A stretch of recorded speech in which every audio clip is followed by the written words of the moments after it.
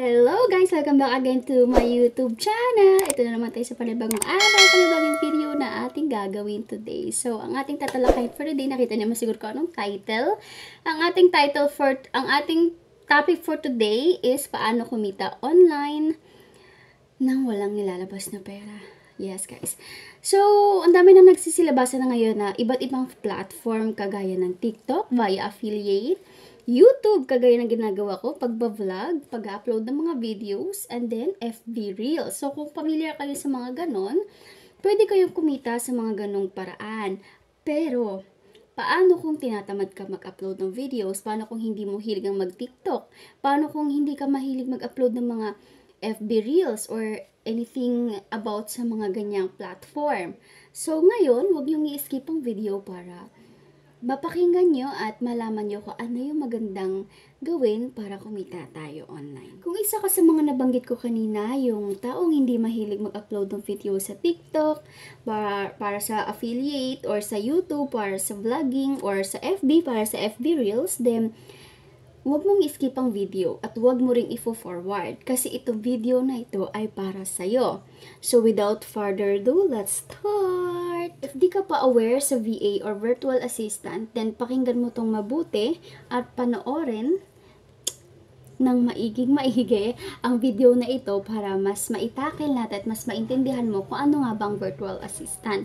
So, ang virtual assistant is kayo yung gumagawa sa mga kliyente nyo ng mga administrative tasks such as data entry job, and content writing management, social media management, at iba-iba pang jobs. So, depende sa skills mo. So, kesyo estudyante ka man, full-time housewife ka man, full-time tambay ka man, or kahit may trabaho ka pa na 8 hours or full-time ka nagtatrabaho sa corpo world, pwedeng-pwede kang mag-apply as VA online. Dito kasi sa VA, pwede kang mag-apply as part-time or full-time. So, pwedeng-pwede kahit estudyante kung nag-aaral ka, tapos gusto mong magtrabaho pa kahit nag-aaral ka, at gusto mong kumita kasi ikaw yung nagpapaaral para sa sarili mo, then ito yung pwede mong gawin. Pwede mo itong gawin kapag may extra time ka, 'di ba? Instead na mag-Facebook ka na lang, kaka-scroll mo, wala ka namang kinikita. So, let's try this. I-try mo tong itatopic natin ngayon. So, ang kailangan mo lang gawin is para ka lang nag-a-apply kagaya sa mga corporate world, like may interview, ganyan. So, dito naman is, i-interviewin ka ng mismong client mo. At dapat, ang mas maganda sana, kung baguhan, lalo kung newbie ka pa lang, no? Mas maganda kung yung skills mo, yun yung hanapin mo sa website. Like, kunwari, itong client na ito naghahanap ng social media marketing, magaling ka doon. So, yun yung, kung bago ka pa lang, yun yung hanapin mo. At sa pamamagitan nun, mas ma-enhance pa yung skills mo at pwede pang ma-improve yun at mas dumami pa yung knowledge mo or wisdom mo sa ganung field. At sa pamamagitan nun, pwede mo pa yung gamitin ng as experience sa panibagong job. Kasi kapag nag-apply ka as VA, pwede ulit ikaw mag-apply ng panibagong VA kahit meron ka pang isang kliyente. So, dito pwede kang kumita, like, hindi lang 10K, hindi lang 20K, pwede kang kumita dito ng 100,000 kung talagang masipag ka. Kung ikaw naman ay nag-resign sa work at kung ano yung work experience mo dati, pwede mong i-apply yun, pwede mong ilagay yun sa parang resume mo doon sa website, at yun yung gagawin mong experience para pag nakita ng client mo, mas madali ka nilang i-approve or ibibigyan ng job offer. Pwede ka rin mag-demand ng medyo higher na sahod kasi may experience ka na dun sa field na yon. At bukod dun, may knowledge ka na kung ano yung gagawin mo. Unlike kapag nag-apply ka doon sa client na hindi mo naman alam kung ano yung gagawin mo, parang magba-back to zero ka, 'di ba? Tapos medyo maliit lang yung income mo. Pero kung newbie ka naman, pwede naman 'yon. Yun nga lang, medyo mas mahihirapan kapag ganun. Maraming website ngayon na nagsisilabasan kung saan pwede kang mag-apply as VA. So, isa sa mga website is yung upwork.com, onlinejobs.com, at marami pang iba. So, paano nga bang mag-apply? So, step by step natin gagawin kung paano tayo mag-register, paano mag-a-apply. So, punta kayo sa upwork.com and then sign up. Then, make sure na pipindutin nyo yung I'm a freelancer looking for work. Then, create account. And then, i-fill out nyo lang lahat, pero para mas mabilis, i-continue with Google nyo na lang. Or kung ayaw nyo, i-connect yung Google nyo sa Upwork.com, then pwede naman kayo mag-fill out. After nyo mag-fill out, makikita nyo yung get started. Pindutin nyo lang yung get started, then it will take at least 5 to 10 minutes sa pag-fill out din yan kasi dyan ilalagay nyo lahat ng work experience, knowledge, skills, ilagay nyo na lahat-lahat kasi pampa-impress yan sa pagkuha nyo ng kliyente.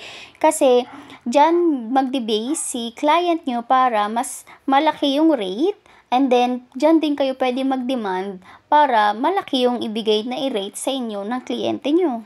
Pagka-fill out nyo ng mga kailangan doon, so pwede na agad kayong mag-apply agad-agad. So like for example, Facebook marketing, andyan mayroong lumabas na social media expert. So pwede nyong i-click yan, marami pang mga jobs dyan, scroll lang kayo. So like for example, ito yung nagustuhan nyo, social media expert. So, client nyo dito ay nag-post, nakalagay is, I need your help in managing my social media as I just opened my first online e-commerce business. I would like to manage and create great content for Instagram and Facebook and let me know if you are interested. Thank you. Diyan pa lang sa post ng client nyo, makikita nyo na kung ano yung skills na kailangan niya. So, marunong ba kayo doon sa tinutukoy niyang skills? Marunong ba kayo mag-manage ng Facebook, ng Instagram? Kung sa tingin nyo, patok yung skills na meron ka at meron sa hinahanap niya, then pwede kayo mag-apply. At kung ayaw nyo naman nung hinahanap niya or kung ayaw nyo yung job na pinupost niya, pwede naman kayong bumalik doon and then scroll ulit kayo and then hanap ulit kayo ng panibagong kliyente na pwede. At kung sakaling nagdadalawang isip kayo kung tatanggapin nyo or kung gusto nyo yung job, pwede nyo namang i-save yung job para pwede kayong bumalik, di kayo mahirapang hanapin ulit yung work, yung job na yan, para sa pag-apply, if ever magbagong isip nyo or kung nagustuhan nyo talaga siya, pwede naman agad-agad apply now.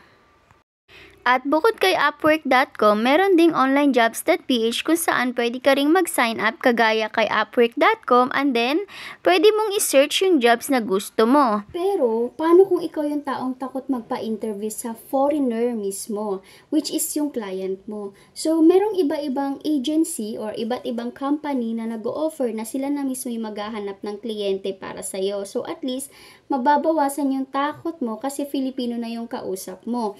Yun nga lang, i-interviewin ka rin in English, pero at least Filipino yung kausap mo, diba? Sa mga company na naghahanap ng client para sa'yo is cyberbacker.com. So, let's talk about Cyberbacker. Bago ka maka-apply kay Cyberbacker, kailangan meron kang requirements na hinahanap nila, which is, unang-una, kailangan good command of the English language, must be 18 years of age and above, a headset with a noise cancelling feature, and a high definition webcam, Intel Core i3 6-12 Gen, i5 or i7 or AMD equivalent is highly required.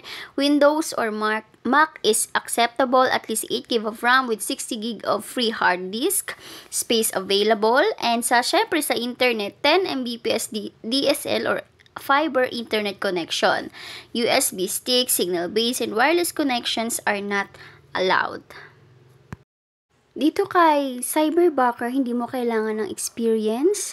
Sila na magti-training para sa'yo. So, para talaga to sa newbie, sa virtual assistant, at syempre work from home, at marami pang iba. As of now, ito yung mga jobs na for hire kay Cyberbacker, which is appointment setter backer, assistant systems administrator backer, bookkeeper backer, bilingual Spanish backer, cyberbacker, career consultant, client relations backer, client education backer, cryptocurrency backer, cyber recruiter, cybercare backer, data analyst backer, director of industry, director of client rewards, events backer, email correspondence backer, and focus group manager. So, yun lang naman guys. Thank you so much for watching, and please don't forget to subscribe and hit the bell button para lagi kayong updated sa ina-upload kong video. And please like this video and share to your friends and family. Bye!